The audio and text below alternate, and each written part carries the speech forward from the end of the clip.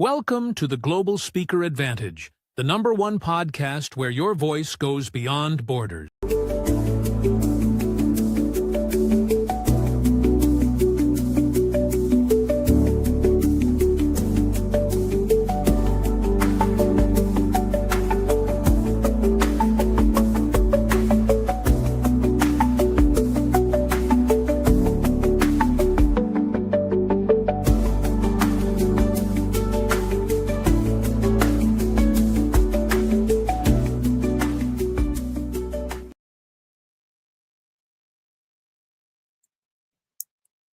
Welcome everybody and greetings to all. Hope you're doing pretty good wherever you are. My name is Nshom and today is a great day. It's a great moment. It's a great time to be alive.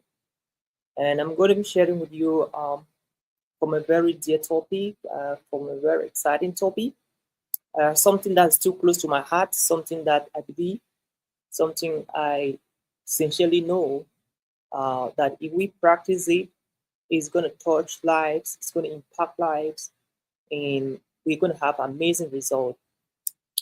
In a very special way, I want to give a high shout to Queen Nathan and to Gabriel Ngangwa for the amazing job they are doing in touching lives, not only in Uku, in Baminda in Cameroon, but all around the world. It's such an opportunity and it's such a privilege to be here in this amazing platform to share with you, dear brother, dear sister, dear friend, about the power of mindset and the importance of cultivating right mindset so we can be able to think, grow, and rise in a way that will give more hope, more inspiration, and more assurance to the people looking up to us and to our friends, to our siblings, to our parents, to our village as Uku, to Cameroon, and to the world.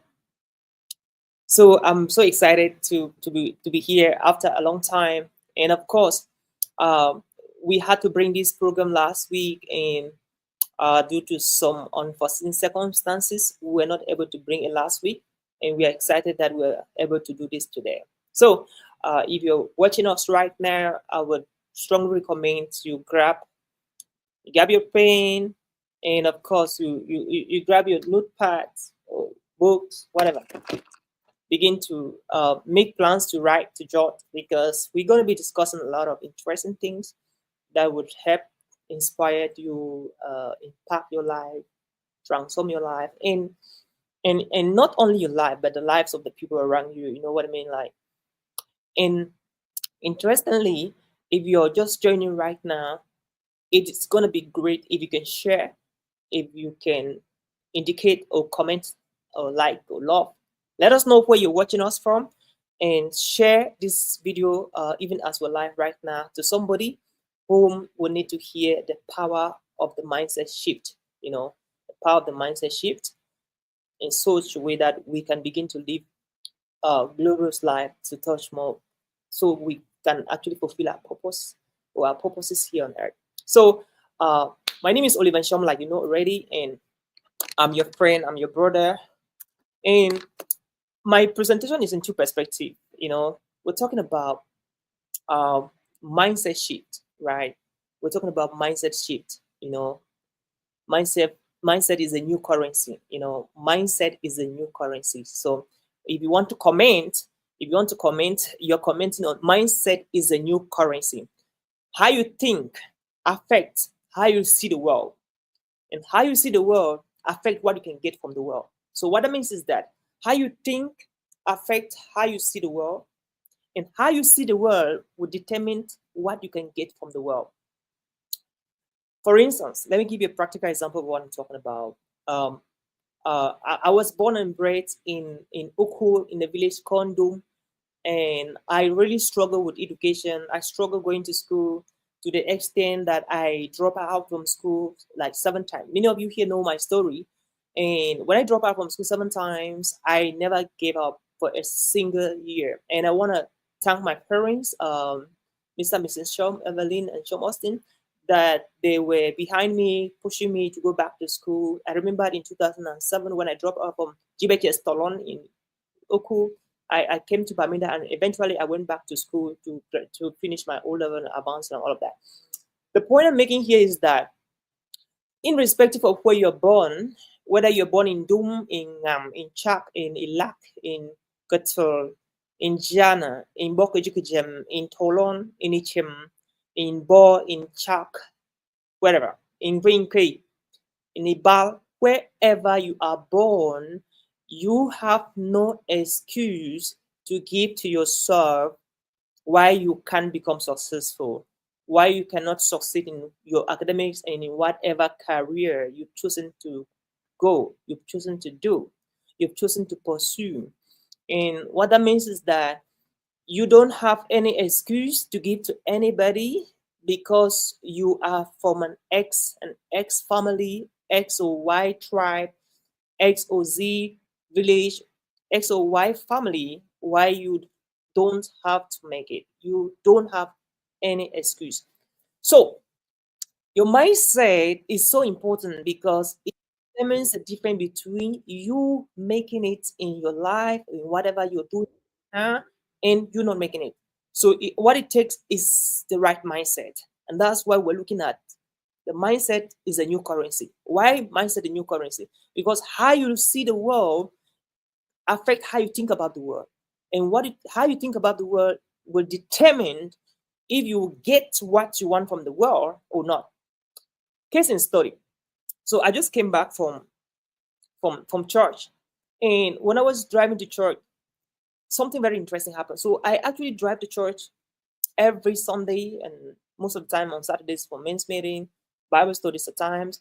And anytime I am arriving to church, there's a junction where you have to stop because there is a street light, there is kind of traffic control light somewhere before you branch to church. So when you drive, as you're going the highway, you have to stop and then wait for the cars to pass and for the light to give you signal before you branch and go to church. So what happened today that I have never ever noticed is that I arrived where I had to branch to church, and guess what? The light was green. The light was red. And we all know that we have green, red, and yellow. And when you have the yellow light, you have to stop. You don't pass when the yellow light is on. And when the red light is on, you don't pass. You only pass when the green light is on. So as I arrived at this junction, the light that was actually on was the red light. And guess what? I had to stop. And when I stopped, some cars were passing and some stopped. And after about 1 minute, 30 seconds or 2 minutes, guess what? The light moved from red to green. And when it was green, I drove across and went to church.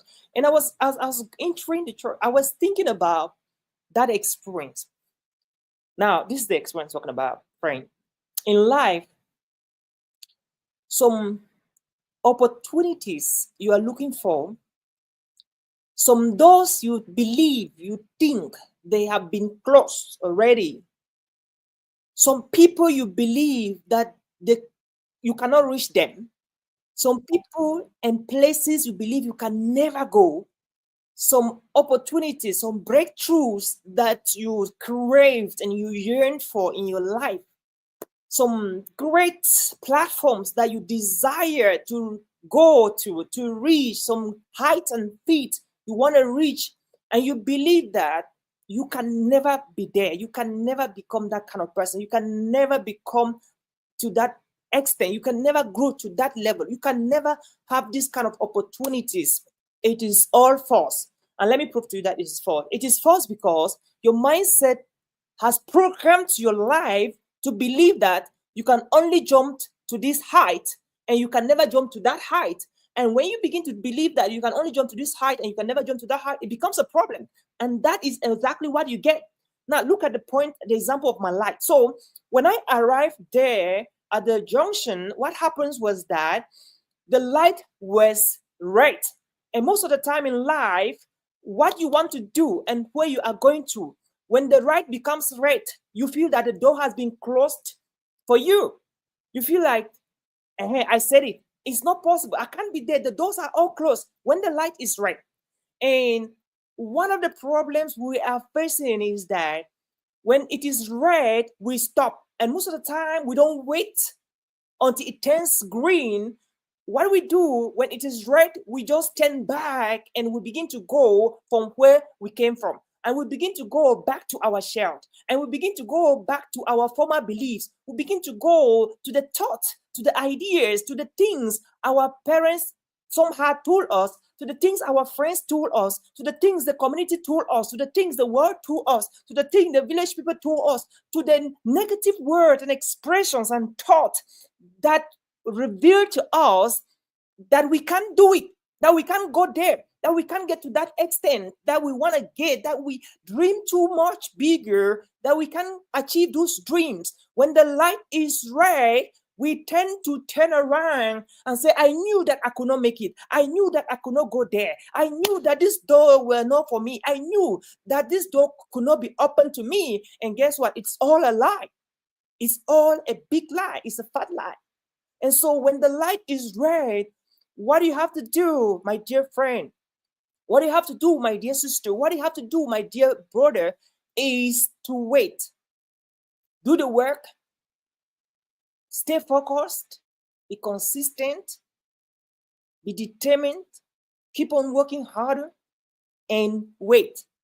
While you wait, don't fold your arms and sit while you're waiting.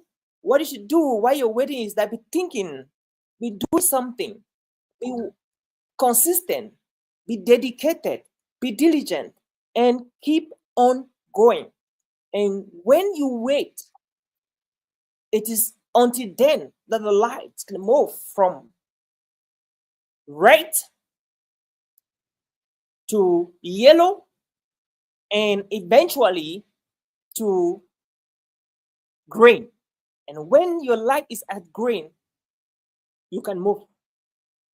You can go. That's amazing, right? That's amazing. And that is life. And that's what I mean by mindset. That's the power of the mindset. So if you believe you can do it, I bet you can do it. And if you believe you can do it, you can do it. So I know right now you're listening to me, you may be going through difficulties and challenges. Like I go through difficulties and challenges, every day present to us different difficulties, different challenges. And we have to go through that.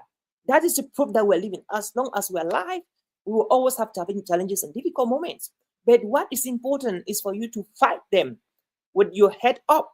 Because if you can believe that you can win, you eventually win. And what happens is that when the difficulties and challenges come your way, what you should be doing is that don't look at the difficulties like this, right? Look at the difficulties like this, all right? Because if you can see the blessings, you can see the breakthroughs, you can see the opportunities that are in the difficulties, you will not block your eyes, you will not block your palms in looking at the opportunities. So don't block your vision. Don't block your vision in the difficulties. Don't block your vision when the difficulties come or when the challenges come. When you're seeing the challenges, open your palms, open up, because in the midst of the difficulties you're seeing, across the difficulties, across the pain, there are opportunities. So see the opportunities in the difficulties and don't just see the difficulties. That's so important. See the opportunities in the difficulties and don't just see the difficulties, because every single day, opportunities present themselves to us in the name of challenges, in the name of pain, in the name of difficulties. And guess what? The person that runs away from the difficulties, the person that runs away from the pain, is the person that missed the opportunities. And so when you embrace your opportunity, your challenges, when you embrace your pain, when you embrace the difficulties that show up, and you confront the difficulties, that is only when you will be able to see the opportunities on the opposite side of the difficulties, on the opposite side of the pain. And that is when you eventually see your green light. And so a lot of people miss out this opportunity. A lot of people fail. A lot of people miss out amazing blessings and opportunity when they show up because they saw them as pain. They saw them as problems. They saw them as difficulties, as challenges. And that is why they don't confront the pain, the challenges, and they end up at time, just missing the opportunities that they were meant for them to grow, to succeed in whatever they're doing, because they saw them as challenges. So any challenge that comes your way, don't run away from your challenges. Embrace the challenges, love the challenges, and factor out what can I learn from these challenges. And I bet you, in the midst of any challenge, there are always opportunities. So the next time you are confronting a challenge, a difficult moment, I want you to see through like this and don't block yourself, because in every pain, there is always an equal but an opposite good in that pain. I'm not the one who said that, someone says it. So just have that at the back of your mind. So what are we talking about today? Mindset is the new currency. So we are trying to see how we can inspire and challenge our fellow brothers to inculcate a positive mindset, because that is a new currency. That's a new currency. So moving forward, I want to talk about how can you cultivate a positive mindset to succeed, to grow, and achieve your goal in whatever you are doing. And I want to target two groups of people. I'm targeting first the brothers and sisters from Uku that are actually in the village or in Bamenda or in Cameroon. And the second group of people I'll be targeting will be brothers and sisters of Uku from abroad, from different countries. Maybe you're in the United States here and now, or you're in Dubai, you're in Australia, you're in Germany, you're in any part of the world you are. So we'll be talking about these two perspectives, how you can build up your mindset to be able to grab the opportunities that come your way. Let me start from back home. One of the things that is destroying us mostly back at home is envy, is jealousy, is hatred. And the mistake that people make at times is that they believe that when they see somebody succeeding, when they're jealous of the person, when they're envious of the person, when they hate the person, that will make them to feel better about themselves, and that will also make them to succeed, which is not true. The point here is that anytime you hate somebody, anytime you see somebody who has what you wanted to have, all right, anytime you see somebody who has the kind of blessings, the kind of success you wanted to have, the worst thing you can do to that person is to hate that person.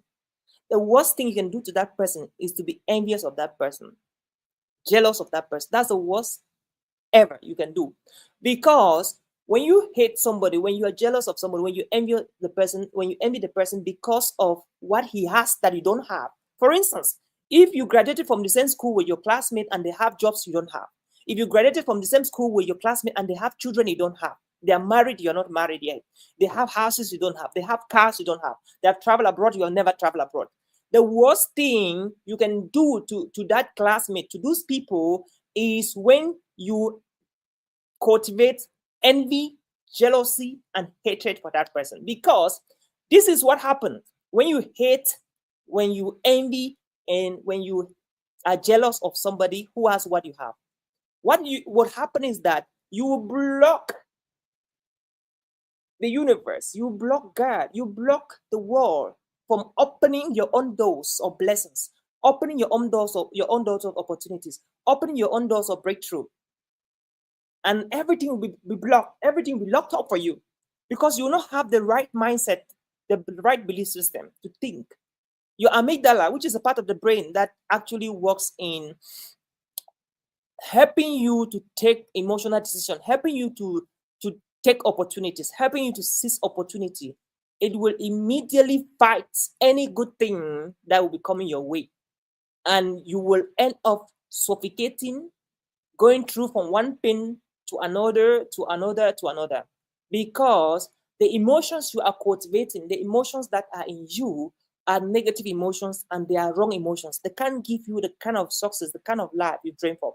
So a lot of people are struggling and suffering and having it very hard in life, not just because they're lazy, not just because they don't pray, not just because they don't trust the process, but because they have been cultivating these negative emotions of envy, jealousy, and hatred to the people they were supposed to be learning from, to the people they were supposed to be happy and praying and encouraging and connecting to them and with them to share what they are doing and is working for them so that they can learn also.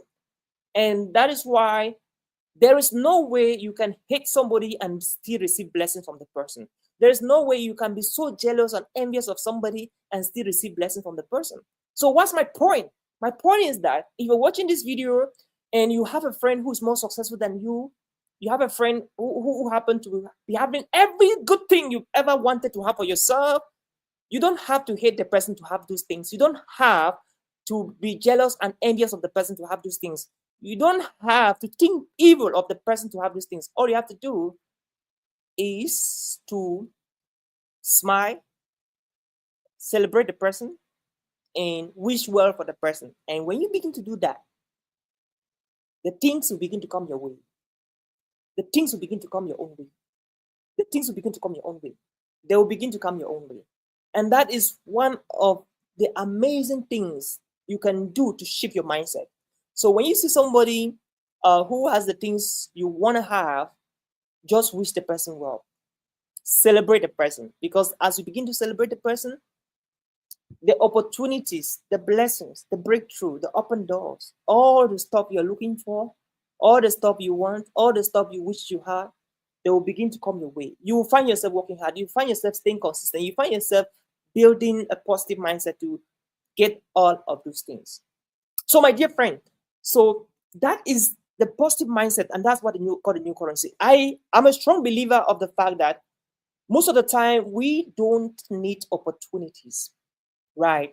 We need training for ourselves that can equip and empower us ready for those opportunities. What's the need giving somebody money that you're not taught the person how to manage the money? What's the need giving somebody a wife or a husband that you're not taught the person how to manage the wife or to lead the wife or to manage the husband? What's the need of having a house? You don't know how to run the house, how to take care of the house. What's the need of having a car that you don't know how to maintain and manage the car?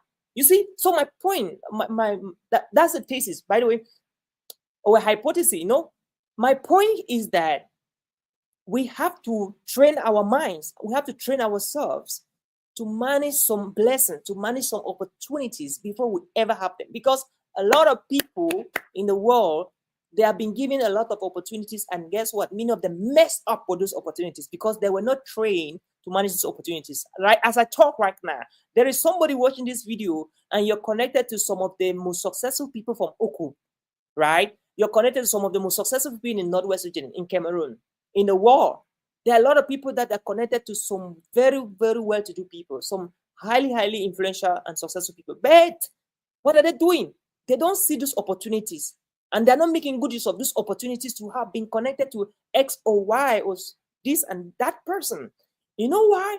It's because they have not trained themselves on how to manage and maintain such relationship. For instance, if you happen to be connected to any of the Uku songs that they are really making waves, be it in politics, be it in religion, be it in economic, be it in whatever, the worst mistake you can ever make at times is to ask them for favors, maybe financial favors, that could be the worst mistake. And so if you're that kind of person that you want to have a relationship with, maybe for instance, someone like Mr. Young Philemon, right? Or His Excellency Young Philemon, or maybe someone like His Excellency Fayengo Francis, right? Maybe someone like Reverend Amos Ben Ben, maybe someone like Bajong Ezekiel, and many others, if you happen to meet such people and all you can do is to ask them for money, is to ask them for help, is to ask them for financial assistance, man, like you're destroying it. You're not killing it, because those people, they have thousands and millions of people that reach out to them on daily basis. for financial assistance, for help. And so if you come and you're asking for the same financial assistance or help, you are acting like a like like like like a distraction to them. You're acting like um you're not acting like a friend, like somebody who want to support what they're doing or build what they're building. But if you come and you ask them, how can I be of help to you, with the few intentions to really help and support what they're doing, they will love to have you around them, because they might have some projects they're working on it. They would love to have you assist them in executing these projects. You know what I mean? And what that means is that you have to have the right mindset. So when you meet successful people, you have to stop asking for financial help and all of that. That's a poor mindset. You need to ask, how can I serve you? How can I help you? Right? How can I support you in what you are building? That is the mindset that we, the youth of Uku, need to start inculcating to rise, to think, and to do amazing things for this world and for the village and for the entire Northwest and the country of Cameroon and West Africa and the world. That's the right mindset, because nobody likes burdens. Nobody likes somebody who just come in and bother their lives, because a lot of people are going through a lot of trauma, depression, challenging situations, family challenges already, and they don't want you to come and add to their challenges. They don't want you to come and add to their burdens, because they already have enough of it. And so if you're coming to their life, you need to find out, how can I help to reduce their challenges? How can I help to mitigate their challenges? How can I help to be of a value adding person, not a value subtracting person in their lives? And so that's the right mindset. That's why I say mindset is very important. And mindset is the new currency, because when you begin to do these things, right, you're actually adding value. And that's why I will keep on saying that most of the time we don't need opportunities, we need training and inspire us and prepare us to be able to manage the opportunities that will come our way. So what we need, we don't really need so much of help here and now and there. We need training, able to be ready to prepare ourselves to be able to grab opportunities, because a lot of people will receive opportunities and they will miss the opportunities. They will misuse the opportunities because they have not been trained mentally on how to manage and handle these opportunities, my friend. So that's the mindset shift. So you begin to think of, how can I add value? I love what one of the US presidents said, all right? Don't ask yourself what your country has done for you, what your continent has done for you. Ask yourself, what have I done to my country? What have I done to my continent? What have I done to my world? Don't ask yourself, what has Uku done for me? Just the fact that you're born and bred in Uku is a blessing already. So you don't need to ask yourself a lot of questions. What have Uku done for me? What has Northwest done for me? What has Cameroon done for me? What is Africa doing for me? Rather ask yourself, what have I done for Uku? And that's why I want to applaud in a very special way the great job that Kwei Nathan and Gabriel Gangwa are doing. Amazing team, with an amazing team from all around the world. This is amazing. So they're not asking themselves, what has Uku done for me? They're asking themselves, what can we do for Uku? What is it doing for me? They're asking themselves, what can I do? And that's how eventually I'm coming in to see how all together we can start asking ourselves, what can we do for Uku? What can we do to the people of Uku? What can we do to the communities in Uku and to the Uku village and community? What can we do to the Northwest? What can we do to Cameroon? What can we do to Africa? That's what is important. Those are the questions we need to start asking. Stop asking yourself, what have my parents done for me? Is my family doing for me? What are my brothers and sisters doing for me? No, ask yourself, what have I done to my brothers and sisters? What have I done for my family? What have I done for my village or to my village? Those are the questions you need to be asking yourself.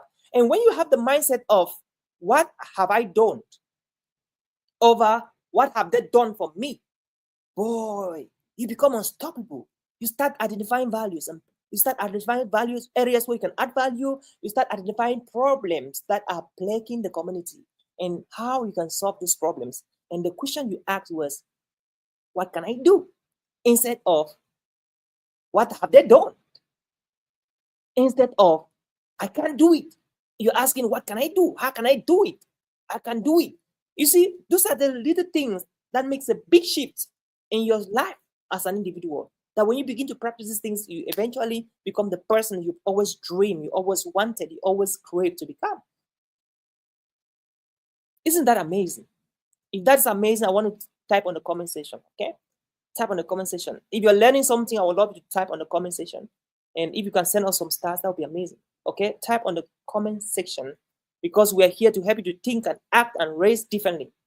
We have to actually rise differently as the youth of Oku and all of that. So and I also want to take this opportunity to appreciate the work that our dear Fon Gum the Fourth is doing in bringing development to Oku, and amazing job. The Fon is doing an amazing job, and it's so wonderful. And I'm so privileged to have met the Fon here last year in the United States when he visited Minnesota, the state of Minnesota, when he visited a couple of places here. So big shout out to the Fon of Oku, Fon Gum the Fourth. And so moving forward, still in Uku, I've talked about the mindset of loving people and celebrating people effortlessly and intentionally. That's so important. Taking away jealousy, envy, and hatred, because the person that you hate today, the person that you're jealous of today, and you're wishing the person bad or evil, that the person that could rescue you tomorrow, that could protect you tomorrow, that could fight for your family tomorrow, that could fight for your kids, for whoever that belongs to you. And you never know that you could just be destroying your bridges by showing hatred to that person that is having the things that you wanted to always have. And throughout my life, I've never just wanted to be jealous of anybody or envious of people, because when I see people that are ahead of me, I clap for them, I celebrate them, I rejoice with them, I pray for them, I support them in any way I can do. And when I begin to do these things, that is exactly what comes back to me, because anything that goes out comes back. Don't forget, the evil you do to other people will always come back to you, whether you like it or not. So what goes out always comes back. All right. I'm talking this from example, and I have a lot of experience doing it. So never believe that if you do evil to others, it will never come back to you. It will always come back. So the evil you're doing will come back to you, to your children, to your generation. All right. So that's why you have to pray against evil practices, and to love people genuinely and intentionally. So when we begin to do all of these things, my friend, peace will begin to reign in your heart, because the first place for peace to reign in is not in the world. The first place for us to experience peace should be in our hearts. Should be in our heart. Because if peace does not reign in your heart, it will not reign in your family. All right. If peace does not reign in your family, it will not reign in Uku as a village. If peace does not reign in Uku, it will not reign in Northwest. If it doesn't reign in Northwest, it will not reign in Cameroon. If it doesn't reign in Cameroon, it will not reign in Africa. And so you see the journey, the trajectory. Peace actually begins from your heart, and then from your heart to the family, to the village, to the clan, to the region, to the country, to the continent, and to the world. And so, how do we maintain peace? How do we keep peace? For us to do that, we need to have peace in our heart, because that is the origin of peace to reign in our communities. All right. So it must begin from within us. Then it will go out to the other parts of the world. And so those are the things I believe strongly, that when we begin to practice them, and we're going to have the kind of life we have always dreamed to have. And finally, I'll just talk about, some people ask, what can I do listening to right now? Okay, maybe you're right now, you graduated from school, you don't have a job. Maybe you're right now, you're currently in school, you're wondering how to have a way out of your life, to live your dreams. Maybe you're listening right now and you are currently going through some financial crisis and emotional challenges and trauma and depression and anxiety. I just wanted to know this, right? This is very important, friend. You don't need money to succeed. You don't need necessarily have a family that believes in you to succeed. In fact, when I started my career in 2000, when I told my classmate in Form 5, in Form 3, Form 2, in 2005, that I want to become a speaker, my teacher did not believe in that dream of becoming a speaker. Even my parents themselves did not believe in that I could become a speaker who can speak beyond Cameroon, Africa, and the world. And so the point I'm making is that Michael Jordan would say something very powerful, right? When people choose not to be in your team, choose to win alone. Because the word I is not found in a team, but is found only in winning, or in to win. When people choose not to believe in you, choose to win alone. Because the letter I is not found in a team, it's only in win. That's so powerful. What that means is that when people don't believe in you, like many people did not believe in me, I decided to just win. I went ahead, I was doing my thing because people will not believe in you and people will not help you most of the time. 99.99% of the time, people will not help you when you need their help. Quote me anywhere, right? People will only help you when you don't longer need their help. So if you're struggling somewhere right now and you're calling for help left and right, most of the people will not help you. Even if they have the means to help you, they will not help you. You know what happened? People will help you mostly when you don't need their help. And what that means is that you have to decide to help yourself. And by helping yourself, you want to win alone. And it's in the process of trying to help yourself and trusting the process and trusting God and believing in His guidance and provision and protection that when you begin to win, everybody who once did not wanted to help you, who once rejected the opportunity to help you, that's when they want to help you. And you don't need to hate them or to not like them because they did not help you. That is life. That is life. So you just have to take it the way it is. So what that means is that when people do not want to join your team, just decide that you win alone. And what that means is that I, which is you, listen to me now, is only found in win, WIN, and is not found in team. And so as you make efforts, as you work hard, as you stay focused, as you discipline yourself, as you're determined to go out there and win, by the time you begin to win, that's when people come into help. I was like, okay. And that's why I wrote in one of my books, 25 Things to Do Before 30 Years. I wrote this book when I was at the age of 29 years. I said in this book, I talked about a powerful concept, the 18-40-60 rule, which says that at the age of 18 years or 19 or 20, 25, around that age, most of the things we want to do, we want to consult our parents, we want to consult our uncles, our aunties, our teachers. We want to consult almost everybody that believes in us, that knows us. And we want to know, what if I do this? What if I don't do this? What are the repercussions, the negative and the positive repercussions? We want to know what will happen to us if we do this or not. And then at the age of 40 years, we don't really care what people are thinking because what we want to do, we just want to go do it. And the trauma, the depression actually comes at the age of 60. And you realize that the things you wanted to do at the age of 18, 19, 20, 21, 22, 23, 24, 25, 26 years, that you really do not do them. Those very pertinent decisions that you took in those your early years and you miss out because people told you that you could not do it, because people discouraged you from doing them. Those were the real decisions that you could have taken to actually have created the greatest impact that you've always desired, you've always yearned, you always craved to create on earth. And those are the things that you let them go because people told you that you could not do them.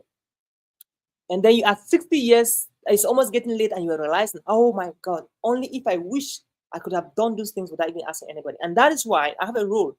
I write my rules for life. What that means is that I don't follow scripts that people have written for me. I make sure I write my scripts and I follow my scripts. So I don't just follow the general populace. I do my things the way I think they are actually right for me, according to the laws the government has put in place, the Lord God has put in place for us to do things. I write my script. I don't just allow people to write scripts and give to me to follow. And what that means is that I don't ask advice from people that they have not achieved what I want to achieve. So if I want to become a pastor, I will seek advice from Reverend Amos Bembe, right? If I want to become whoever I want to become, I will only seek advice from somebody who got the experience of what I want to do. And I will not necessarily seek advice from people that have not been there where I'm going to. And I will not seek advice necessarily to people that have not gotten what I want to do. That's That is what I believe, and that's what I do. So when I want to do stuff, I seek advice from people that have done those things I want to do. I don't seek advice from people that have not done that, because the obvious truth is that when you seek advice from people that have not gotten what you want to get, that have not been where you want to go, the obvious thing is that they're going to tell you what they believe.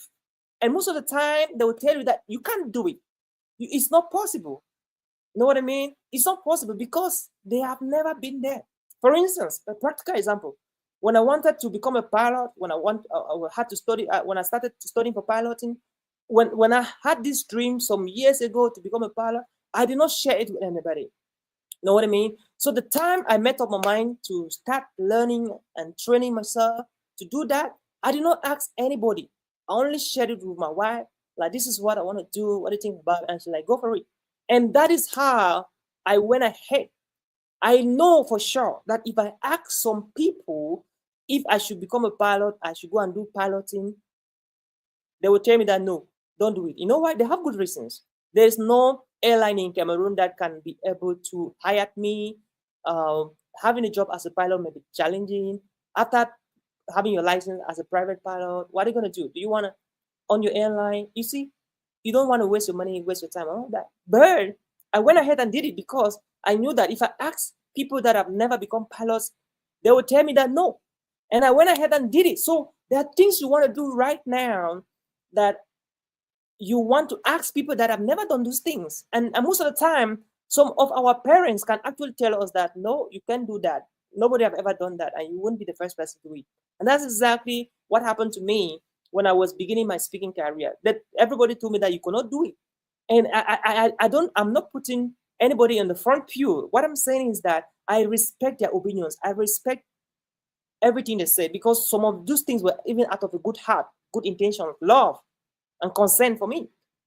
But why were they saying that? It was because they've never been where I wanted to be with my speaking career. And so there are things you want to do right now. Maybe at times you just need to shut up your mouth, go do the things. If you fail, that's fine. You learn the lessons. If you fail, you learn the lessons. If you make it good and fine for you. All right. So what that means is now you don't need money to succeed in life. You don't need money to do amazing things. All you don't need is money. But guess what? What you need is character. What you need is integrity. What you need is focus. And what that means is that letter A in United States is letter A. Okay? So letter A. A is A in United States. B is B in United States. Right? So A and B, they are the same in United States, the same in Uku, the same in Cameroon, the same in Japan, the same spelling, everything. Pronounce A. All right? So that's why they call them character. So in computer languages, A is called a character, B is called a character. Either capital A or small a, either capital B or small b. So all of them are called characters. You know why they're called characters? Because they don't change. A character is the same in any part of the world you go to. All right? So that is how important your character should be. So if you say yes, you have to make sure that your yes is your yes. If you say no, you have to make sure your no is your no. And so that is the first thing you need to succeed in anything. Make sure that your yes is yes and your no is your no. Because when people trust you, when people know that you are somebody and you do the things you say you want to do, no matter how things becomes difficult, you struggle, you make effort, you go the extra mile to fulfill your promises. When people know that you're the man of your words as a young man, as an adult, as a child, there is nothing on earth you cannot achieve. Because that is only when people begin to trust you. When people know that you have integrity, all right, that you actually diligent and focus and doing what is right at the right time with the right people, there is absolutely no way you cannot get anything you want in life. For instance, in Japan, if you want to do business with the Japanese, what happens is that the first time they will not take you to their house. You can meet outside in the restaurant and do business with them. If you fulfill your vows, if you fulfill your promises with them in that business deal, in that business transaction, the next time you're meeting with them, they will bring you to their basement. The Japanese will bring you now to their basement. and right in their basement, they will do business for you. And if you fulfill the promises that you met during that business transaction, that is when the next time the Japanese, they will not only bring you to their basement, but they will bring you to their living room. They call that in Cameroon a parlor. They'll bring you there. Right in the parlor, they'll do business for you. And the more you keep fulfilling your promises, the higher the opportunities and the closer they bring you to their family, to themselves. And what that means is that if you say you are not able, you're going to do something, and if by the time you said you're going to do it, if you are not able to do it, it's always good to communicate upfront. It's always good to communicate that, hey, I was not able to fulfill this promise because of this. Please, can you give me extra time? And you have to do everything to fulfill these promises. That is character. That is integrity.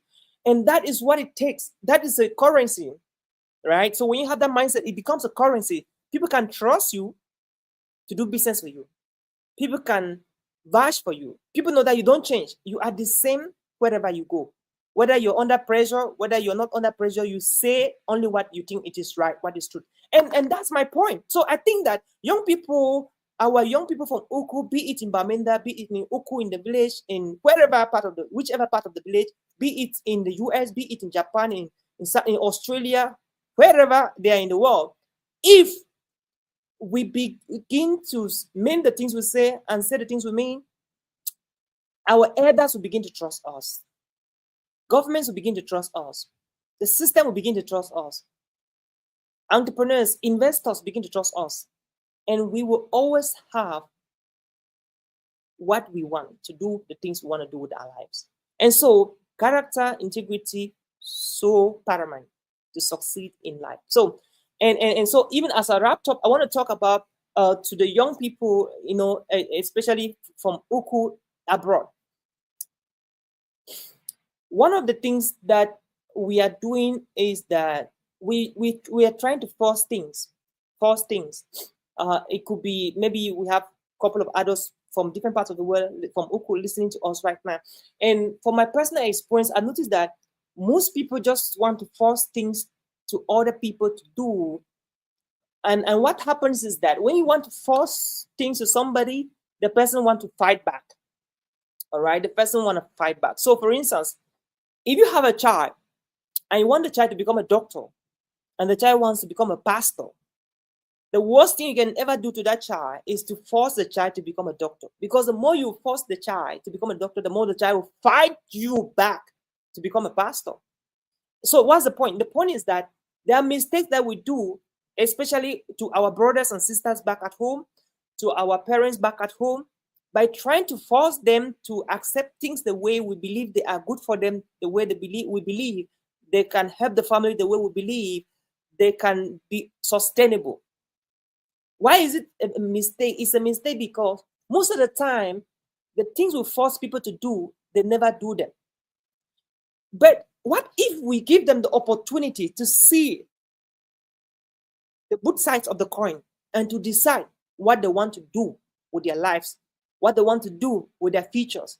And so that the way that we should support them mostly based on what they want to do for their lives or with their lives, not based on what we want them to do with our lives. So I learned this lesson the hard way, right? I learned this lesson the hard way. So I have brothers and sisters, and most of the time I will share with my brother that, hey, this is what I wanted to do. This is what I wanted to do. This is what I wanted to do. And he was not saying that with me. He was like, this is what I want to do. This is what I want to do. This is what I want to do. I'm like, this is what I wanted to do. And he was like, this is what I want to do. And as in the point, I was like, okay, since you want to do this, that's okay. Do it. And so I decided to let them be I only support, encourage, push them from what they want to be, not from what I want them to be. And when you begin to do that, it will save you a lot of stress, a lot of trauma, a lot of embarrassment, a lot of regret, a lot of anger, and a lot of pain. What a lesson. What a lesson. So I learned this the hard way.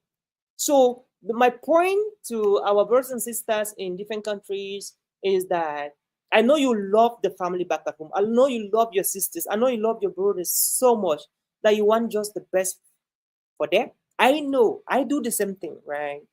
But the point is that we may be missing something very important, because you cannot take a sheep or a horse to the stream and force the horse to drink water. And when we are forcing them to do the things that we think they are good for them, it's like we're forcing the horse to drink water, which it will just give us more pain and waste more time and all of that. So my point is that let them do what they want to do with their lives. And if you want to support them, support your parents, support your siblings, support your friends based on what they're already doing with their lives, not what you want them to do. Right? So if you're listening to me right now, you're in a different country, not in the village, and you have brothers and sisters that you feel that they're stubborn, they're disobeying you, they're not doing the kind of things you want them to do that will help them in the future, that's okay. We have felt that before, right? But the point is that you are the one who is the problem, not them. They don't have a problem, but you have a problem. You have a problem because you want them to do things your own way, which that's the problem. Allow them to do things the way they feel that they want to do it. It's their lives, right? It's their lives. It's not your life. So let them. What you could do, advise them. Okay? Tell them both sides of the same coin. Tell them this is the disadvantage, this is the advantage from what I see. And so if you choose to do that, that's fine. But let them take informed decisions based on what they know that is right or wrong. And guess what? Most of the time, you need to just allow them, for them to experience it and then learn from it. Right? It's a little bit like, so if a little child of 5 years is coming to touch the pot when you're cooking, when he's touching the lid of the pot, and if you keep telling the child to don't touch the lid of the pot, it's hot, it will burn you. Don't touch the pot. Don't touch the pot. The child will never understand what you mean by don't touch the pot. But if the child comes to touch the pot, and maybe you just control the child and allow the child to touch the pot in a small way, don't expose the child to touch the entire pot. In a small, just a little bit of the touch. What will happen is that the pot will actually burn the child's hand. And what will happen is that the child will be the one to remove the hand from the pot, not you asking the child not to touch the pot. And when the child will remove the hand from the pot, after it has burned the hand a little bit, I want to assure you that the child will never again want to touch that pot. And that's my point. My point is not that it's not for you to allow them to get into taking risks and risking their lives and destroying their lives. That's not what I mean. I mean that let them have a little feeling of what it takes. Let them have a little feeling, a little experience of what it takes. And now when they make the decisions that this is finally what I want to do with my life, support them, encourage them, give them the push. And you'll be so amazed with how far they will go. When I started my career, I really did not do what people were asking me to do. I wanted to do what I wanted to do. So, and when I realized that what I wanted to do was what I wanted to do, then some people came in, supported me, and it was amazing, right? And they just wanted me to think about that. So that is what I think. That is what I think. So I'm not advocating that you should allow people to go and destroy themselves. What I'm advocating for is that let them know the importance, all right? Let them know the disadvantages. Let them know the negative and the positive disadvantages of whatever they're doing, what they have chosen to do, and just allow them to be. Just allow them to come to their consciousness. And then maybe one of the things you could do is to pray for them. And when the Lord will open their eyes, they will understand what you mean. And if they choose to do it, good and fine. You can support them. If they choose not to do it, still good and fine. It's their life, and they will have to give an account of it. So that is my take. So don't stress yourself. Don't traumatize yourself. Don't put yourself in a lot of trauma, pain. Just tell them what you think is right, and if they choose what is good for them, support them anyway, and because it's their lives. So you also have your own life to live. So that is a system I put in place. That's what I'm suggesting, and maybe think about it. So that is how I believe mindset is the new currency. So it's just about mindset and that mindset shift. And when we begin to do these things, I want to assure you, we are going to be able to have a community of young people in Uku that think, act, and they're rising differently for the glory of our village, the glory of the country, the continent, and to the glory of God who created all of us. So, my dear friend, that was it for today. It's been quite a long conversation, and man, we spent almost an hour. And I want to thank you so much, everybody. And my special thanks goes to the people that hosted this platform. Quay, Nathan, Gabriel, Gangwa, and a big high shout to Bear. The font of Uku is Royal Highness from Gum the Fourth, and to all the elders of the land of Uku, both home and abroad. A big high shout to you, and of course, a special high shout to you that have watched this video. I'm seeing 15 reactions, amazing. So we have a couple of people online that came in live, and God bless you. So for those who will be watching the video after, God bless you too, and stay focused, stay determined, and make sure that you work on your mindset, because mindset is actually the new currency. And if we want to shake the world and make the world a better place, we need to have the right mindset. And it's only the right mindset that will save us from misery. This is the right mindset that will save us from pain, from trauma, from depression, from anxiety. And when we are safe from all of these things, we can only thrive, and we will never strive again. We will only be thriving for the glory of God, and to make our people proud and touch more lives, even for posterity. And so my name was Oliver Nshom, and share this video. Let me know on the comment section what stood out for you in this conversation. And I talked about a lot of things. Pick what works for you and then apply it. And I'm looking forward to see you hopefully in the next episode, hopefully in a month from now. And see you at the top. God bless you. Bye.